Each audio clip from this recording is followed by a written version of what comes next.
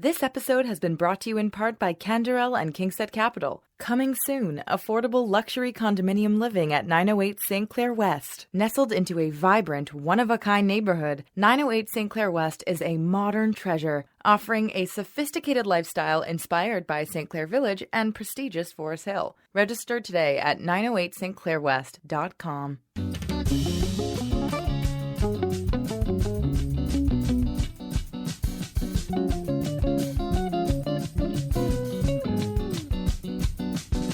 Geslaagd is om die fabriek te verdedigen tegen de aanvallen waarmee die te maken kreeg toen de nazi's aan de macht kwamen. That's the sound of an interview on Dutch television a couple of years ago with the granddaughters of Isay Rottenberg. He was a savvy Jewish businessman from Amsterdam, and at the time when many Jews were trying to flee Germany under Hitler, he actually moved to the Nazi state just before Hitler took power in the 1930s and lived there as a sort of reverse Oskar Schindler.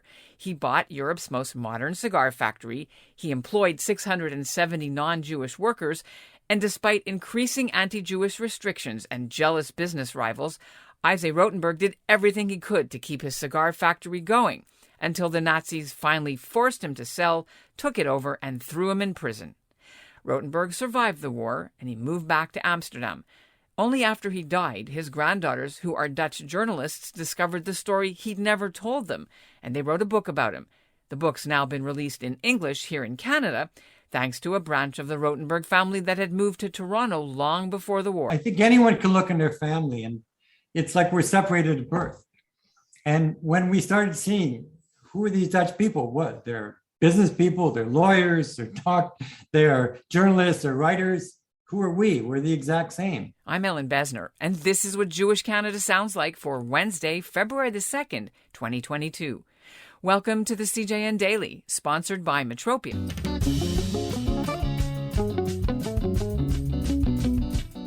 Before we get into the episode and the interview about the cigar factory of Isay Rottenberg, I want to tell you that thanks to you, loyal listeners, the CJN Daily today hit over 200,000 downloads of the podcast since we launched in May.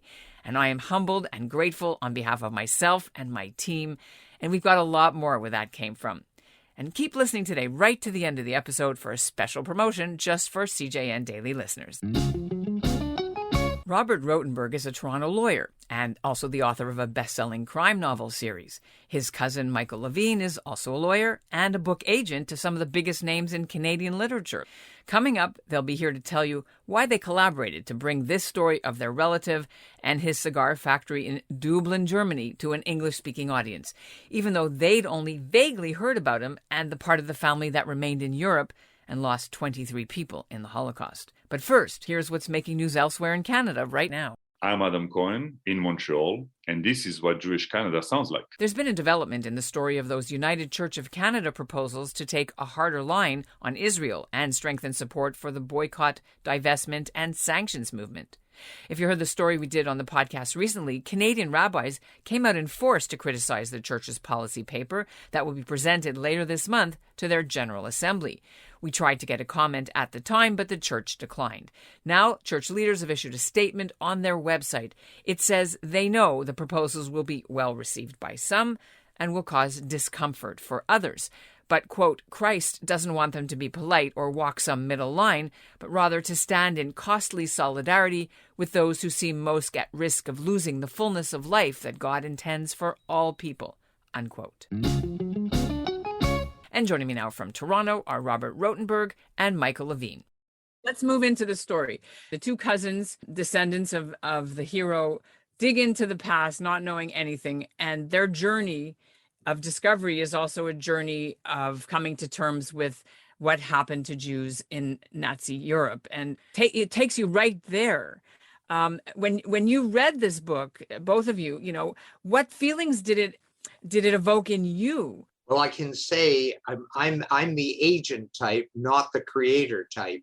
But for me, if I had been presented with this book, I would have considered it a brilliant thriller. because they began knowing absolutely nothing about their grandfather, because in terms of his German connection, because they grew up in the 60s and the 70s with this lovely grandfather who had escaped the Holocaust.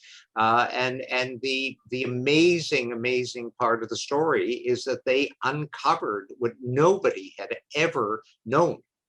The other thing, which I really compliment our distant cousins for, is they're very candid about themselves.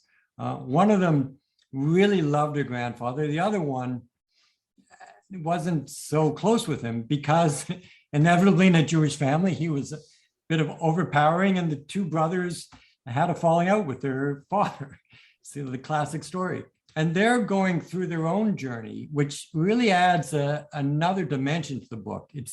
It's because they're trying to figure out, was he a good guy? Was he a bad guy? What was he doing business with the Nazis for? And it's not, what I loved about the book, it's not a Disney story. They're not glossing over. They're not saying, oh, he was wonderful, he was perfect. He was, in fact, they even call him arrogant and foolish at some points. So I think it's a very brave book. So I want to bring something up that will strike a lot of people who read this book, is the comparison to Schindler, which I'm sure you've thought about. Now, Schindler wasn't Jewish, but he protected people with his factory by doing what he had to do to keep it open. And he got a Hollywood movie and he got a Righteous Gentile. What parallels do you see with your relative in this? Well, these weren't Jews who he was employing, as far as I could tell. The difference was that there was a humanitarian side to Schindler, where he actually wanted to protect them, but he wasn't particularly necessarily the great hero that he's portrayed. Whereas I think in this case, this was an entrepreneur and he wanted to employ workers. And I don't think he had the same kind of pressure as to who his workers were. He did have to collaborate because there was pressure to hire locals, to hire members of the party, which he had to do. And this is this whole issue for the daughter and the granddaughters, right? Is how much of the Nazi dirty work did he have to do in order to stay open? Let's talk about that. Well, that's I think the what makes the book so interesting is because at what point are you making compromises, or what point are you crossing a moral line to try to keep your vision of this factory together? It's very easy in hindsight to say, well, why didn't he see? Why didn't he see? On the other hand, I think that's what makes the book really interesting, because there is some ambiguity. They don't end up saying, they're not so much celebrating their grandfather as trying to discover who he really was. The fact that he fought back and didn't take this lying down and had, as they said, chutzpah and maybe recklessness, it kept him alive, maybe too. The other thing I wanted to ask you about the symbolism or the irony, I guess, of having, while your family here in Toronto helped people escape Europe in between the pogroms and the really the second or third year of the First World War, and you were bringing Jews out.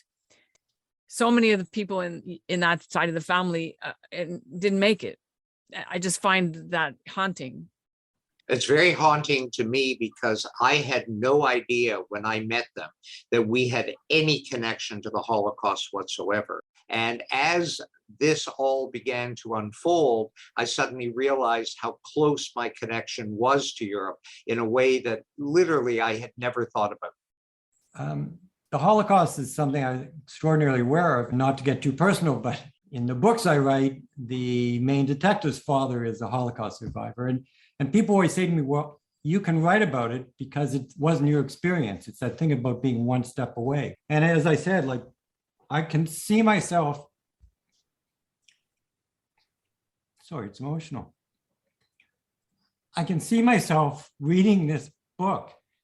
And when I read that passage, the Jew, Isay Rottenberg, here it is. It was reported in Der Stürmer, a virulent anti-Semitic German tabloid of the day, informing readers with joy that the Jew, Isay Rottenberg, was no longer in charge of his company. It just hit me. It's like, this isn't just about somebody else. And as Michael and I have always said, this isn't a Jewish story. This is the story. I'm a criminal lawyer in Toronto. I represent people from all over the world.